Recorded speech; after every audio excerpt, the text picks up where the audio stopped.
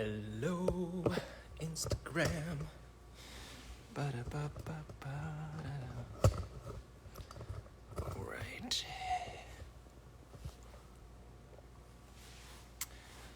Ba-da-bum-bum-bum. Welcome, humans of Instagram.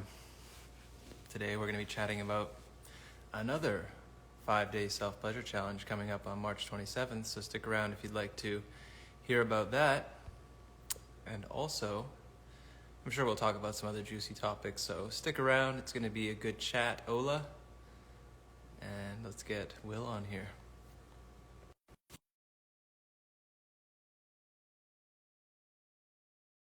How's your energy? How you feeling? Send me some love. Send me some thumbs up. What's up? What's up? Bianachtan. That means Hey, blessings in Gaelic. oh yeah, you're learning Gaelic. Bianach. It's like a Hanukkah. Bianachtan. Yanach. My dad was like, "You sound Jewish."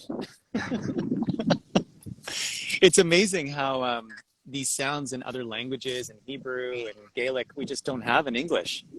Yeah. We don't have the. It's very primal. Where are you right now, Will? I'm just out in nature in a place called Oliver's Landing, beautiful British Columbia. I'd love to take you up sometime. I saw some killer whales here a couple weeks ago. Oh man, and I'd love to. Next time we do some rewilding, let's go out there. Fantastic. How's your day going? It's good, man. Just had Nice. some the Human Potential Academy and Nice. was creating some content, and now I'm pumped to chat with you. Sweet, on our man. upcoming challenge. Yeah, man, it's going to be epic. 27th to the 31st of this month. And if anybody has any questions, they can definitely fire them off in the comments. But it's basically the 3 S's: superfoods, semen retention, sex kung fu. And it's like superfoods can be things like liver, like eating more organ meats. And Brian and I are very holistic in our approach because you can do all the semen retention in the world, but if you're not eating well and if you don't know how to transmute the energy, then it's kind of, you just get blue balls. Yeah, exactly. It's actually one of the main things that my clients are like, well, if I keep holding it, then I'm going to get blue balls until I show them how to move the energy, and then it's not a thing anymore. Like, I never get blue balls, and I'll hold I never get blue balls. For like weeks at a time. Totally. Sometimes I'll get a headache if I bring too much energy up to my head, so that's why I focus it mostly in my low belly.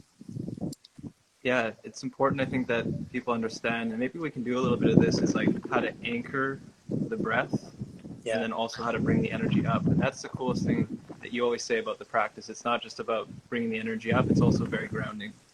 Yeah, super grounding. A lot of Kundalini yoga lineages, it's all about bringing it up the back channel. So a lot of guys especially are really good because a lot of us have a divine masculine fiery essence. We're good at bringing that energy up the yang masculine back channel, up the spine into the brain. But we have a little bit more trouble as men usually bringing it down the front, the yin channel, like a waterfall. Mm-hmm. So Brian and I like to do things like the 6 healing sounds and the deer exercise. We did a video of that recently where you're really, you're cupping your balls and you're really focusing in your low belly because energy flows where the mind goes. Absolutely. I think that's an important aspect of this challenge that we run, the 5-day challenge. It's not just about masturbating. It's not about just like, getting off. It's really about the duality, both the divine masculine and feminine essence. There is a lot of gentleness in this, and I think a lot of men don't know that when they understand their divine feminine, that it actually just amplifies the divine masculine, that it just like makes it more potent. Totally. Yeah, we live in a polarity planet. Yeah. And it's all about the glandular system. When there's enough of a divine masculine charge in the balls, for example, aka like you're held in your seed, you feel very grounded, very rooted. And then from that place, I feel like your divine feminine feels safe to flourish. Mm-hmm. Yeah, absolutely. Like the whole idea that within ourselves, like I always talk about how divine masculine creates safety, the divine feminine can surrender into that, but we can offer that into ourselves, right? Like we need to create safety and like a mission within ourselves, the divine masculine, and then our essence, our pleasure, our connection to that beautiful well of pleasure can feel safe to actually relax. And that's why I think a lot of us men are stunted from their sexual potential or their pleasure potential because they maybe aren't understanding these two aspects and how to give themselves that. Mm-hmm. Have you found with your movement that the sexual kung fu has helped to fuel your movement practice? Definitely. I mean, I've always been pretty connected to my feminine nature, but sexual kung fu has helped me master my divine masculine, how to really understand how to hold that energy. Nice. And how to be disciplined with it, and how to, what I think most men face is like, oh, well, I'm just really horny, I just need to ejaculate. I don't feel like I'm a slave to that anymore. I am like, I can feel that urge and I can move the energy throughout, and I can use it and direct it into different places. Now I feel like I'm the master. Like I still get the urges calling at me, but it's like, okay, I hear you. But I'm not your slave. I'm the master of this. I'm going to own that and hold that, and that potency is felt. I'd say in my partnership and also in work and other areas of my life, that potency is felt. Oh, and speaking of my partner, she just joined. Fire fairies in the house. Yeah. She's Canada's answer to Ariana Grande. Absolutely. So yeah, anyone who's just joining now, if you have any questions about the 5-day self-pleasure challenge, this is the best time to ask those questions, because we do get a lot of dudes asking, like, what is it really about? Like, what are you going to go over? Is it for straight men? Is it for bi men? It's for all men, really. Like, it doesn't, we don't condone labels in the container. And that's actually why why we get so many men saying, like, this is like nothing they've ever experienced before, because they get to show up and they get to connect in a framework that's not how society has created it right now. Like, a lot of times men are bonding in kind of like toxic ways, or like ways that undermine each other, or busting each other's balls all the time. Yes. But, this is a container where we actually get to celebrate each other, see each other, and there's no like label. There's just men. You're just a man, and you're getting connected to your manliness, and it's fucking awesome. It's so fun, and it's so ancient, and a lot of North American men and Western men in general have, for example, Celtic ancestry, and I've been doing a lot of research on my Celtic ancestors, and many different invaders, especially Romans, a lot of Roman philosophers, they would say things, they'd write, because the Romans were kind of writing down history, the Celts were known to do tons and tons of same-sex erotic bonding, to the point where it's actually been written down in the history books that not the Germanic people, interestingly enough, but the Celtic people were doing tons and tons of same-sex bonding, and invaders are like, whoa, these dudes are like really into like cuddling, and like, they putting animal furs on the ground and just kissing and sucking each other's nipples before battle. This is really different. I think it's so timely that you mentioned that. I've just been seeing some reels, actually one that my partner shared, about the true story of St. Patrick's Day, and this is like this spreads wide through a lot of our Western holidays. That most of these holidays come from the colonization and the futile attempt to destroy these like pagan and like previous, like, say, ritual or religions prior to monotheism. And the whole St. Patrick's thing was like, they went there to that island to like stop the snakes, but there's no actual snake. It's a metaphor for the serpent energy, or it's a serpent cult or something like this. But anyways, the point I'm trying to make is like, a lot of these things, these ideas that we have of masculinity and how men should bond, is from a byproduct of the doctrination of monotheism and Catholicism and the church that's taken over for such a long time. And if you go back before that to these old cultures and these old practices, there was a lot of same-sex erotic bonding. And it's like this reemergence now, I think, that we're going to start seeing. I mean, that's the way we do it, is like to help people recognize that we don't have to confine ourselves by the context that we're currently living in. Like, it's only a very recent context. Before, there was a lot of different things going on. Totally. I don't know if you've seen the show on Netflix, Outlander. Oh, I've seen like an episode or two. Okay, yeah, it's really, there's a lot of rape. Like all the main characters get raped in the first 2 seasons. It's very intense. But it's the interesting thing about it is they do a lot of research. So a lot of it is spoken in Celtic or Gaelic. And the costumes are like so beautiful, and the scenery, it takes place in Scotland in the 1740s. And it's all about this, it builds up to this Battle of Culloden, which is where the British fought the Highlanders, my ancestors, the Scottish Highlanders, and they slaughtered them because the British had bayonets and really good ammunition, whereas the Highlanders just had like pitchforks and kilts. So they were just like, they just got slaughtered, all in the name of the Jacobite rebellion. These Highlanders were trying to get their king back on the British throne, a guy named Bonnie Prince Billy. But anyway, he ended up losing. But it was interesting to see, because this is a dramatic depiction of what happened. And when the British won, they outlawed the same-sex erotic bonding. They outlawed the kilt wearing. They outlawed the spiritual practices. They outlawed anything to do with Celtic culture, and it all became Christianized British. And then this is what we see today, is the British infiltrated basically the whole world, and it just became this monotone way of life, and all the different diversities of life ways were completely erased. And as you said, now we're in the Aquarian age, so now there's a remergence, and people are like, wait a sec, I don't just have to like speak English, I can like learn other languages. Or wait a sec, like I could be naked just because everybody's wearing clothes. That doesn't mean I have to. Wait a sec, I can, maybe I don't have to buy into the whole gay straight thing, because at the end of the day, gay just means happy, and can't we all be happy? Absolutely, brother. Especially the idea too that like if I'm naked, it means it's like sexual, or that being sexual is bad, or that sex is only for procreation.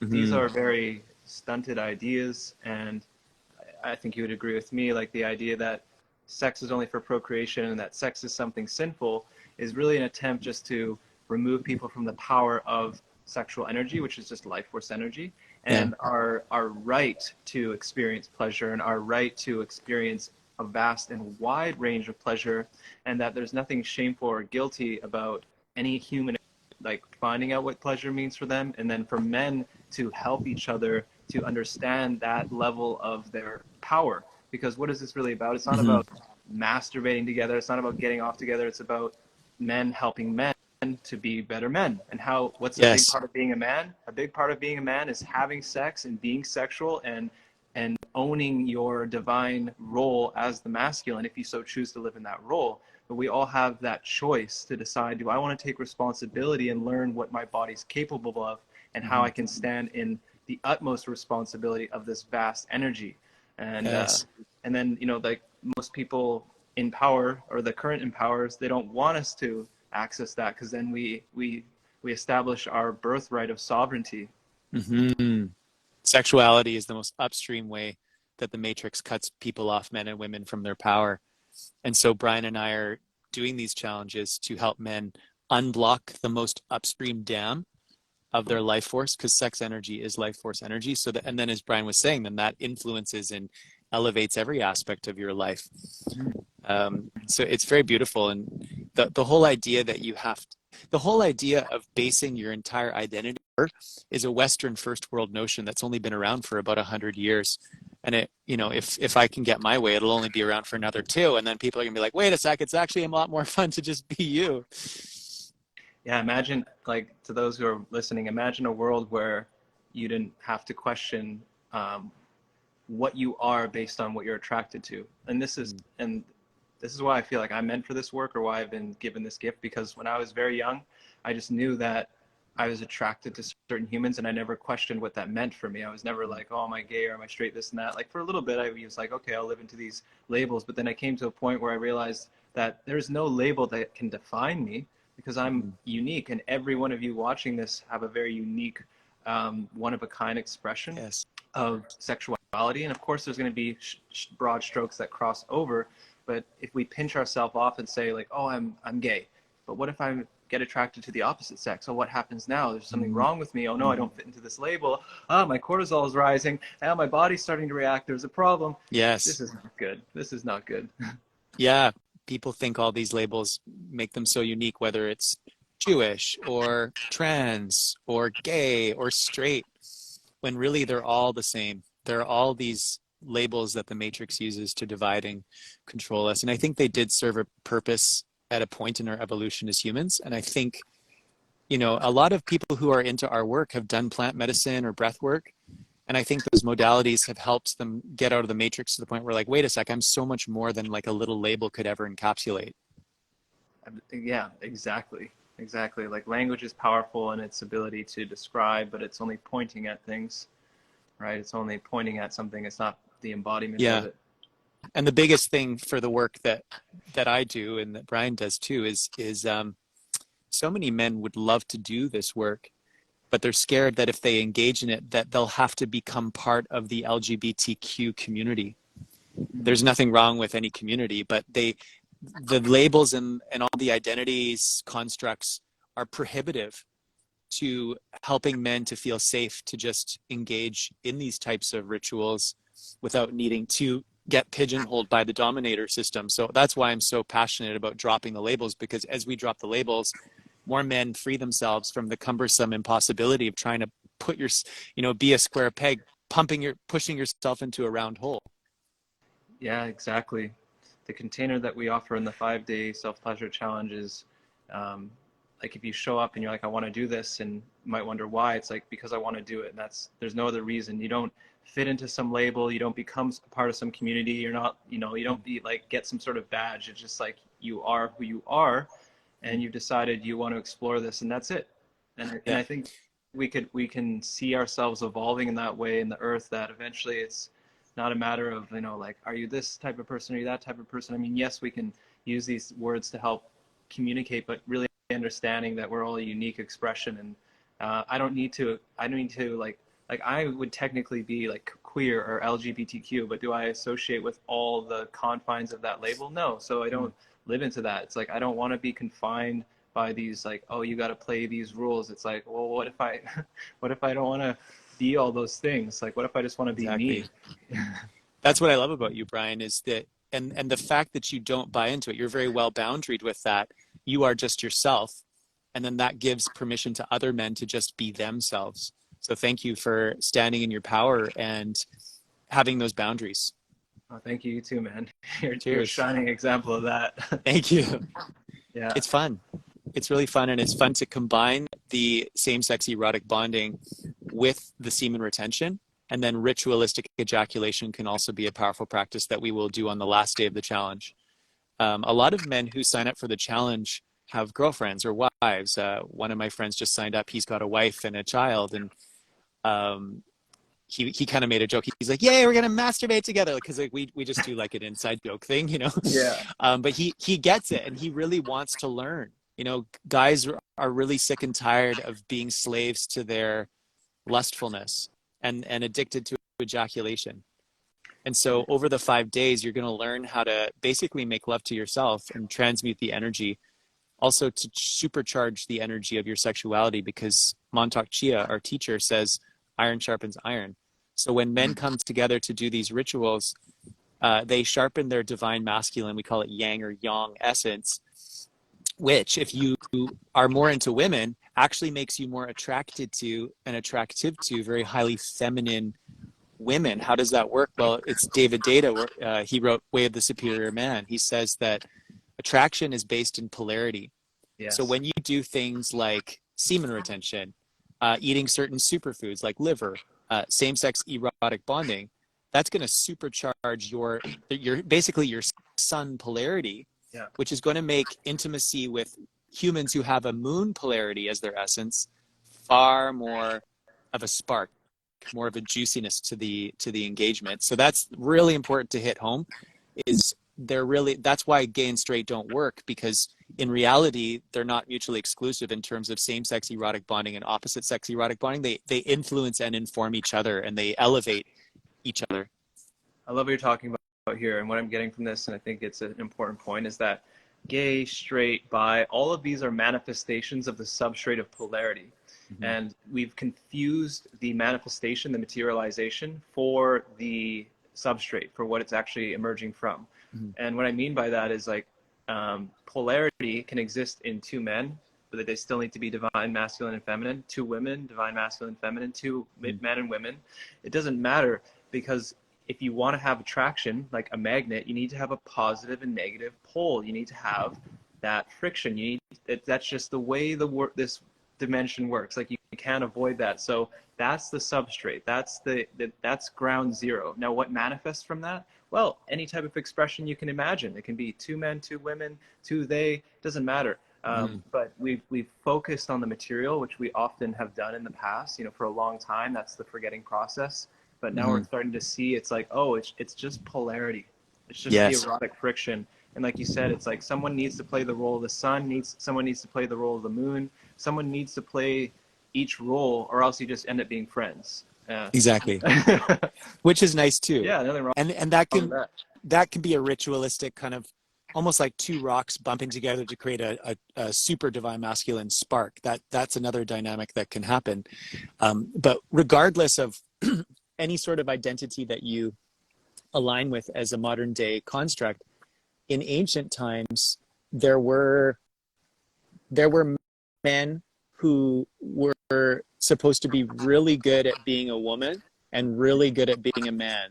And they were called by the First Nations people Two-Spirit. My ancestors in Celtic times, they were called the Druids.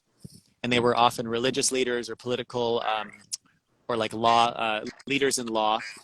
And they were expected to be both into dudes and females. And I think that there's a certain percentage of the population, perhaps then and now, that responds erotically mostly to members of the same gender, having nothing to do with atrazine, nothing to do with microplastics. Across time and space, there's always been a substrate of males who would be what we would call double soul or two-spirit. So that you have that kind of archetype. And then you would have the alphas of the tribes who often had many, many wives and many, many babies. And so the two-spirit's job was to be the mediators between the males and the females in the tribe, as well as the mediators between heaven and earth planes.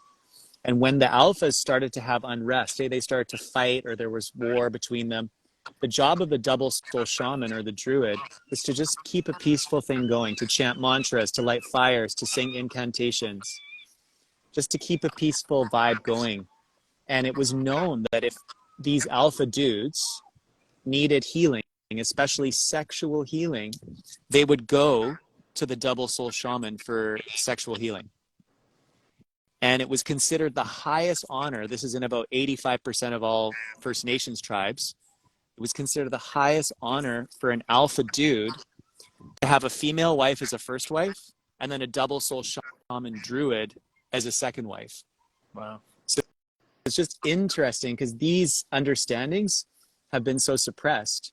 And the reason why I bring that up is because in the modern day, it's like, if you're mostly into women, same-sex erotic bonding was done by your ancestors. If you're mostly into dudes, same-sex erotic bonding was also done. Like it's something that nearly every man, regardless of their sexual preference, engaged in historically.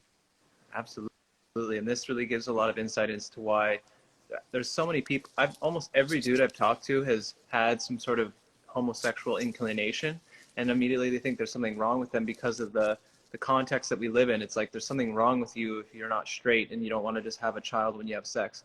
Right. Well, let's flip the script and say maybe that comes from a place of our history, or maybe that comes from us being very complex individuals, and maybe it's not just this one path. Like if that works out for you, if you're like, yeah, I want to be in a heterosexual relationship and only have sex to procreate, great. That's awesome if that really works for you. But it doesn't work out for a lot of other people.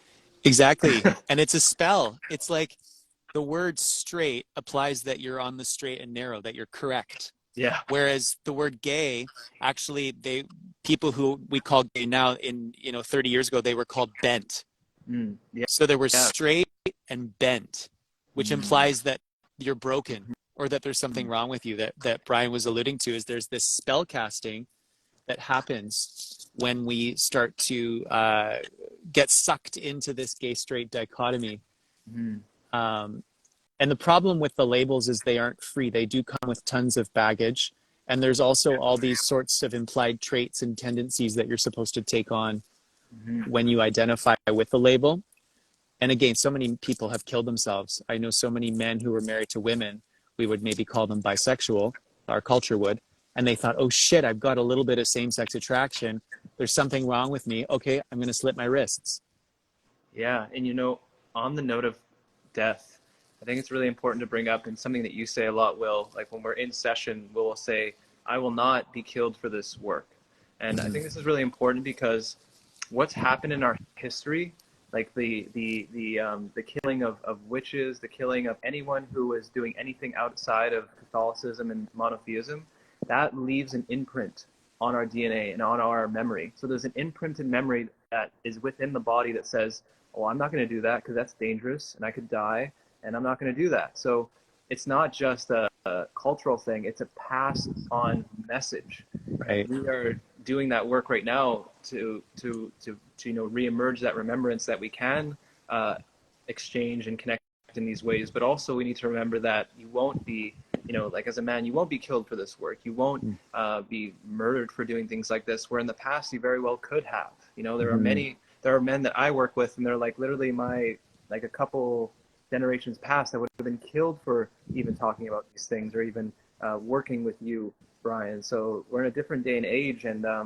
believe that's the honor that we have right now. The work that we have is to remind people we can do this work now. It's safe for us to do it. It's safe for us to remember these practices, not just learn them, to remember what was there. Makes me think of a song I wrote with Nelly Furtado's producer. It's about being brave. Your own life you've got to save from drowning in the sea of mediocrity. Don't let them tell you who to be. Only you can set you free. It's about planting the seed. It's about being who you need. Instead of throwing away the key, being open to receive. No matter what your age, they call you black, white, straight, or gay. There's no more time for shame. It's about dancing in the rain. I love that you just have the lyrics ready to go. Let me just pop that out of my mind. Chop that one out. Just chop it out. Drop it like it's hot. That's awesome, man. Well, I want to quickly mention maybe just a couple of things that we do go over specifically in the challenge, like the people.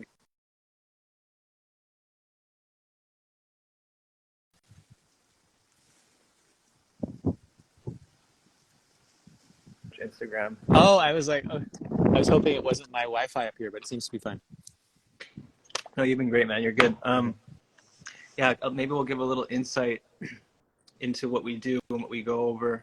What can I mention here? Maybe I'll mention the first few days, and you want to go to the next few days after that, Will? Sure. Yeah, that's great.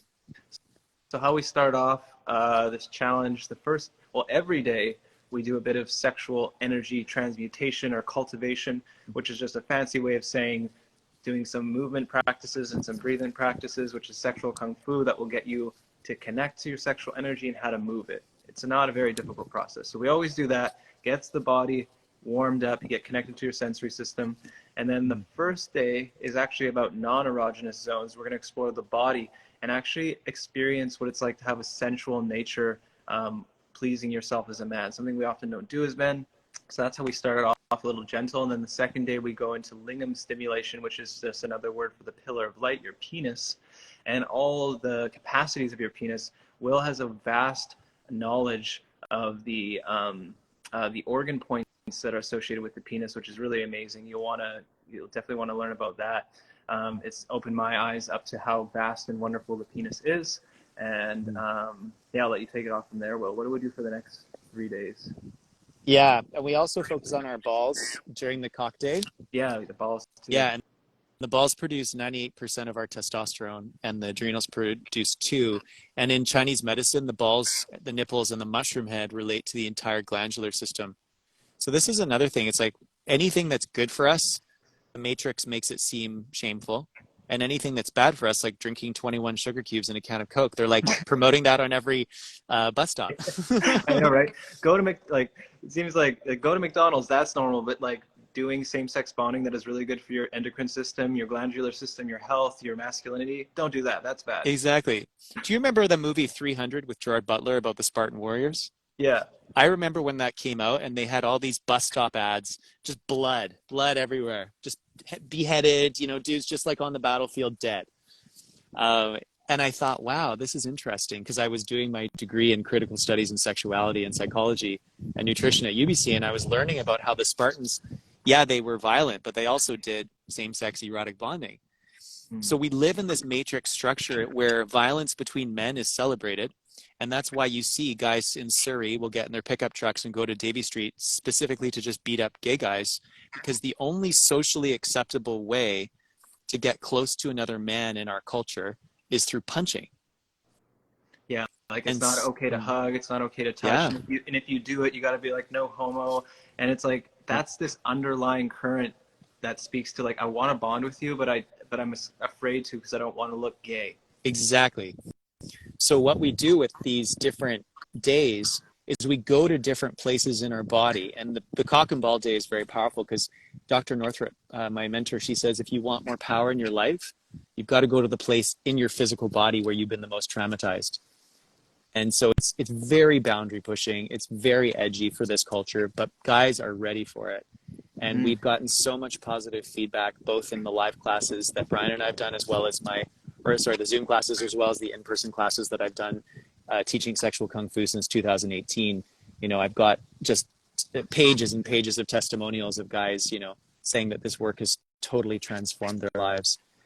So we're going to that place. We're stimulating our balls. We're stimulating our mushrooms. We're appreciating the parts of our bodies that make us men. And then we're doing things like bringing the energy up. So we're going to teach you how to have a full body non-ejaculatory orgasm. So basically you're going to learn how to bring the powerful energy from the South Pole, your genitals, up through the spine to the North Pole. And Montauk Chia says in men, the penis is the penis, but the pineal gland in men is the vagina. So you're literally making love to yourself by learning how to bring the energy from your loins up into your pineal gland in the center of your brain. We call this returning energy to the brain in the Tao, and then we teach you how to bring it down the front so you don't get a Kundalini headache. Yeah, super important, those aspects. So that's really juicy. As you can see right there, like you just so much information about the lingam and the testicles.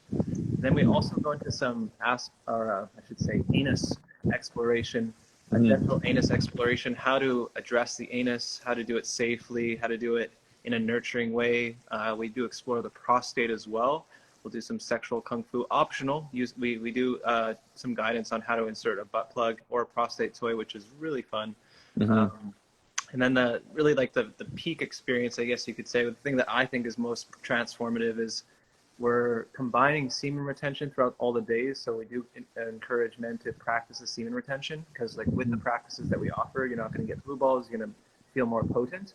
And then we have our ejaculation ceremony at the last day, which is, I feel like this is going to, that ceremony that we run will be something that like in 5 years is like going to be like, I don't even know how to put it, like something that we're coined for, like, cause it just shifts the paradigm so powerfully about what ejaculation can be. Oh my gosh, so much so. And we're always learning more. I'm going to be doing a sex magic tutorial workshop with 2 women who started that company, Chakrabs. Oh, really? Yeah, it's happening next Wednesday at 4 p.m. Pacific Standard Time. Would you say you're doing a workshop for them? I'm going to be studying with them, like taking it. Oh, that's so cool. Yeah, I always love to learn. Like Brian and I are so passionate about this stuff. We're always just learning more. And that's when you know you're in your passion, is when it's like you're working, but you're resting in the work. And yeah, so that ejaculation ritual is very powerful. Brian and I did one in the forest for the full moon once. And we knew that we were on the right track when in the place that we were going to do the ritual, there was this perfect juvenile eagle feather that was just like there. It was so cool. And so, yeah, we're going to be doing an online version of an ejaculation ritual on the last day. And the cool thing about sex magic is you can use the intense, joyful, juicy sensation of releasing your seed to either manifest more of a quality that you wish to embody, and or to release a quality that no longer serves you, or maybe a thought form or an emotional situation. Yeah, that part is so potent and key. It's like the ejaculation is so powerful. And why not use that power and that also that pleasure, that moment of bliss and like heightened, like if you just think of it on like a physiological level, like what's going on in the body and that heightened sense, that deep, like, rush of the whole body, and then shunt that into an intention of who you want to become, who you want to embody, or what you're going to release and let go of. It makes sense to me. It makes a lot of sense to not just like ejaculate and, oh, that felt nice. Like, no, like, let's bring some intention into this, or some attention into what you're becoming as a byproduct of that powerful display of the male body. Totally. And studies have shown that when men watch other men do erotic things and masturbate at the same time without ejaculating, their testosterone goes up. And then if they ejaculate once a week, that's like usually the best frequency for most men. There was a study out of Japan showing that I think testosterone levels went up like 200% when they just ejaculated once a week. So most guys are addicted to like doing it like, every day or 6 times a day. So we're really going to encourage you to hold in your seed for the 5 days. And then on that last day, symbolizing once a week, you totally release it without shame and fear, without doubt. Because most men, when they're releasing their seed, they're doing it in a very fast way, in a very sympathetic nervous system tone, because they were scared when they were kids. So they masturbated really quickly so their mothers wouldn't catch them, right? I know I did. Totally. And so we're in this sort of sympathetic state, which sympathetic state causes premature ejaculation and then paradoxically erectile dysfunction, whereas parasympathetic nervous system state actually allows you to really turn your whole body into a massive genital. And Montauk Chia says, when you combine the love and compassion of your heart with the arousal and orgasm from your loins, when you can combine both energies, your DNA replicate. And so it's such a life-giving thing to be able to link up, as it's meant to be, your heart with your loins. Because in Chinese medicine, the penis and balls are the outermost extension of the heart. Most men, they're in the shame vibration when they're masturbating. So we're going to help bring it up to the love vibration so that your DNA literally replicate. And arousal is the best energy for your glandular system. Orgasm is the best energy for your organs. Ejaculation is the best energy to make a baby, or to do sex magic ritual, or to feed another dude some testosterone. For example, the Spartans believed that, if you had some of your bro's sperm, that it's basically like having the divine protein shake of the gods. Yeah, absolutely. Yeah, so we're going to go through all these things. And the beautiful thing is none of this means anything label-wise, because we're out of the matrix with this ritual, with this 5-day challenge. Yeah. It's very freeing. Well, you said that is really potent, and everyone should listen to this, especially if you're a dude listening to this and you've had shame around masturbation, or you're caught in what I call like the ejaculation shame loop. You quickly ejaculate, you feel like shit afterwards, but you don't know how to get out of it, and you want to keep having nice ejaculation, so you get caught in this loop. This container can reframe that completely.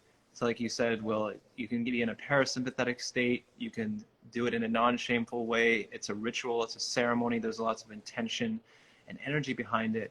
And it's not this like hidden, gross, freaky, I just need to quickly get this done. Because like you said, I think so many men, when they're boys like myself or adolescent, like I don't want anyone to know about this. I need to hide. Or maybe someone found them doing it. And then there's this deep sunken memory that this is a bad thing. I really need to hide this. This is something that is not to be shared and is to be ashamed of.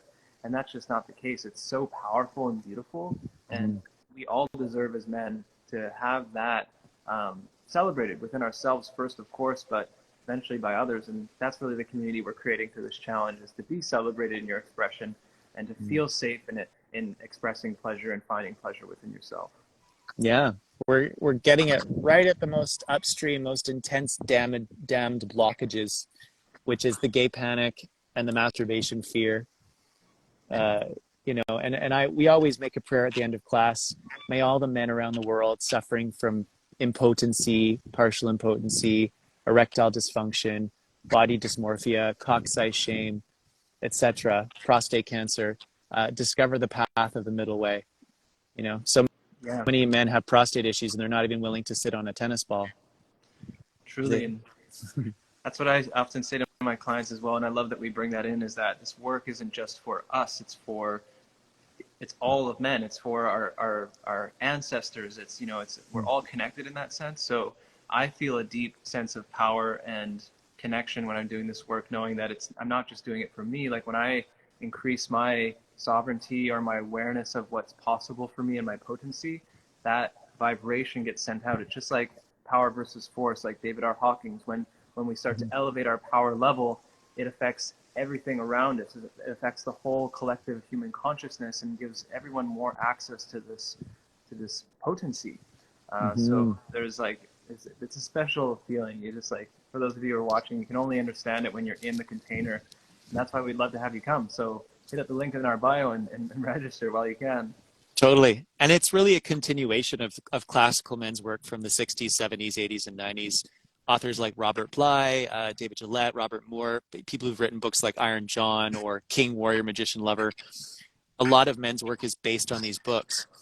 And what I really want to hit home is that because of the cultural milieu of the 60s, 70s, 80s, people like Robert Bly had to speak almost in code in their teachings. So, for example, they would talk about the same-sex bonding rituals of tribes. He would specifically mention tribes such as the Sambia of Papua New Guinea. But because of the cultural climate, he didn't get into the specifics. Mm-hmm. The world, because we're in the Aquarian age, because it's beyond 2012, now it's time to be completely real. It's the information age now. And the Kundalini yogis predicted it. So it's no more time for hiding. So what I really want to share is that book, Iron John, that Robert Bly was talking about. He said there's an invisible food that gets shared between men when they come together in close proximity to bond. And then he mentioned the Sambia tribe. Well, what were the Sambia tribe doing? They were cupping each other's balls. They were masturbating around each other. They were learning how to separate orgasm from ejaculation. And this is not just one tribe. All around the world, this is what they were doing. So men's work leaders have known about these rituals, and now it's time to actually perform these rituals without any shame and without any pretense. Well said, brother. Well said. Thank you. Amazing, man. I think let's maybe round this off here, and Awesome. I'll say, for those, again, some more details. So what do you get access to? You get access to a 60-minute session every day, Monday to Friday. We do record the sessions. Only Will and I are recorded. And you get lifetime access to those sessions, so you can continue learning days to come. There's a ton of information in the back end of Will's website. So we go into each theme, like each organ, each sound. Like there's like tons of information. It's literally like it's worth way more than $100, but it's only $100. Mm-hmm. And then we have a Telegram group where we're continuing to connect with these men and just create brotherhood through the experience of the challenge. Yeah, and we always like to invite men to use Psyche Talk. So, if you're thinking about signing up and you're, oh gosh, I want to, but what will people think? Well, first of all, it's totally private. Nobody's going to know that you're doing the challenge, right? I do take promo photos, but I always say, if you don't want to be in it, just turn off your camera, right? So it's totally private. And we always invite men to say, I am shameless, I am fearless, I am doubtless. Because fear in the present moment is fear in the past is shame, and fear in the future is doubt. And chances are you are the first man, probably the first human in your lineage for thousands of years who is transmuting sexual shame head on. So good for you for being brave. And of course, the shame goblin is going to come up, and then you just transmute it. And it's easier to do that in circle. We heal in circle. Even in virtual circle, it's amazing how much of this invisible food gets shared. Yeah, well said, brother. It's very, very true. So I think that's all we got for today. If you have any questions, send us a direct message. Again, the challenge starts on Monday, March 27th. We run the session at 9 a.m. Pacific Central Time for an hour, and you're going to love it. It's going to be fucking awesome. We're super Pacific stoked. Standard. Oh, yeah, Pacific Standard Time. Yeah. So, and if you're not able to make that time, again, as Brian said, you get free access, lifetime access to the entire trainings, as well as Brian's proprietary future self journaling process, and a lot of juicy information on same-sex erotic bonding throughout the ages. Yeah, that's right. I always forget about the journaling. That process alone is also very, very valuable because it allows you to take the practices that we go over in the Zoom sessions and how to create a future self and how to set goals with that energy, which is also something hugely potent that I've seen in my clients, like combining sexual alchemy and cultivation for like goal setting and creating yourself. It's such a potent mix. Totally. When you're fueled, like the balls are really turbines of vitality, and there are batteries. Actually, the kidneys are our batteries, and our balls are our engines of vitality and growth. And so when we can really learn how to mix the blood and the chi and all these different glands and organs, all you really want to do is start a business. Yeah. You know, all you really want to do is help people, and all you really want to do is make out with beautiful women who look like Ariana Grande. And that's so true. I mean, I actually just saw a client not too long ago, and after our session, he went home and he's like, I had like such amazing sex with my wife, and she was just really into me, and I felt so manly. And it's exactly what you say. It's like when you hang out with your bros and you do the same sex erotic bonding, and you're like being that open self, and you're charging yourself up. You know, you're charging, because like it's like all the same polarity, right? We're all like the positive or the masculine, right? So we're not getting off on each other. We're boosting each other up. We're like, yes, I see that you're getting powerful and I'm getting powerful. So it's like this boosting. And then you go out to your partner or into the world, and they're like, oh my God, like that man is radiant. Exactly. He's beaming. And you say, I like the analogy of like, if you've got a problem with your car, you go to a mechanic. Yeah. So it's like, if you've got challenges with your erotic prowess, it can be very beneficial to go to another man or a group of men to charge that car up. Yeah, it just makes sense. You know, it's like, yeah, like where are you going to go to get your car fixed? The person who is an expert with cars. Who are you going to go to discover your masculinity? Another man, because another man is in a man's body. So it's not exactly. Yeah. The only reason why it seems strange, what Brian and I are talking about, to the Western psyche is because of the Christianization. Even the samurai, like the greatest warriors, you know, there's the movie The Last Samurai, there's 300, all these men that our culture celebrates, they all engaged in same-sex erotic bonding. I just was watching a documentary on the Japanese samurai culture. They all had male lovers. It would be a slightly older man, a slightly more experienced man with a slightly younger man, and they would mentor them. And part of that mentorship included eroticism.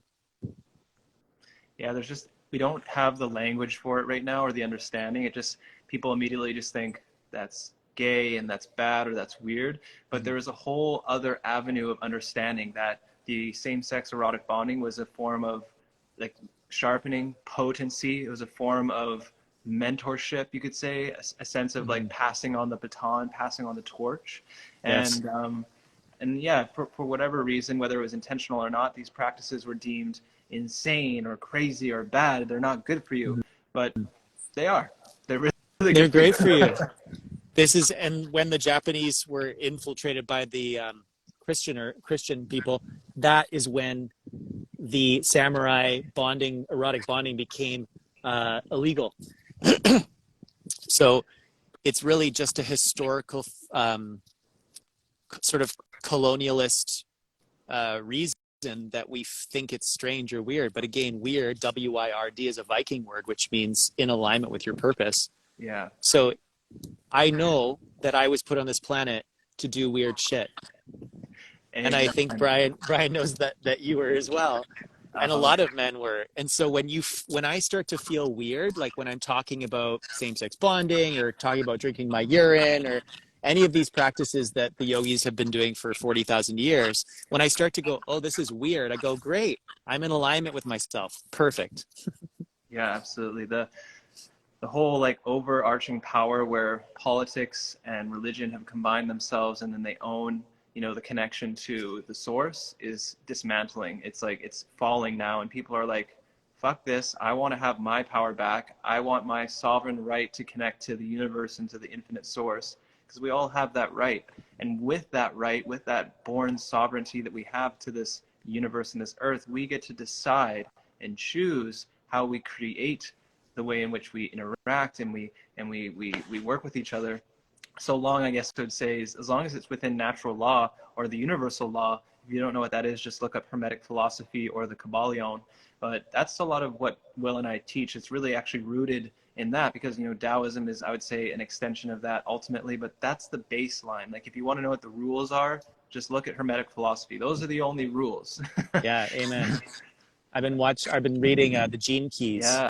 which I think has a connection to human design that Brian's really into. And I just open it to a random page and say, what do I need to know? And they were talking about like one of the keys to accessing the gifts, the siddhis, SIDDHIS, of transmuting the lower version back into its higher version, is relaxation and family, but not just like a nuclear family, just the vibration of family is literally a breathing pattern that more and more humans are going to start to take on as we enter more into this Aquarian age, because we're still in a cusp period. So the beauty of what Brian and I teach is we also teach breath work at the beginning of every class. We're teaching you how to vibrate in the frequency of comradeship rather than lust or fear or guilt or shame while you're doing erotic things. So you're creating a very deep sense of platonic comfort in your nervous system, which is going to ripple out. It's going to heal 7 generations of men before you and 7 generations of men after you. It's really one of the greatest gifts we can give the world. To come into those higher gifts and higher vibrations is learn how to be relaxed when we're being erotic. Well said, brother. I can't think of a better way to tie it off there. Awesome. Thank you. Thanks everybody for tuning in. Yeah, thanks for tuning in, everyone. Again, send us a direct message if you have any questions. So you can register for the 5-day self-pleasure challenge. The link's in our bio. And we're just wishing you so much love. Love yourself, love others. You get what you give. Amen. Feel juicy. Let your balls hang out. Yes. Get them in the Awesome, sun. man. Well, enjoy your outdoor time, man. Let's connect. I want to figure out a time where we can get some rewilding in. I miss you. Yeah, I miss you too. I'd love to take you up here. They're going to be building 1,000 new homes in the next few years, so I'm taking advantage of it before it gets all sullied. Good call, man. Yeah, we got to do that. And the weather's starting to turn around, so enjoy the rest of your day, brother. Love you. Thanks, you too. Love you too. Mwah. Bye, everybody. Peace. Thanks for tuning in. Satnam. Satnam.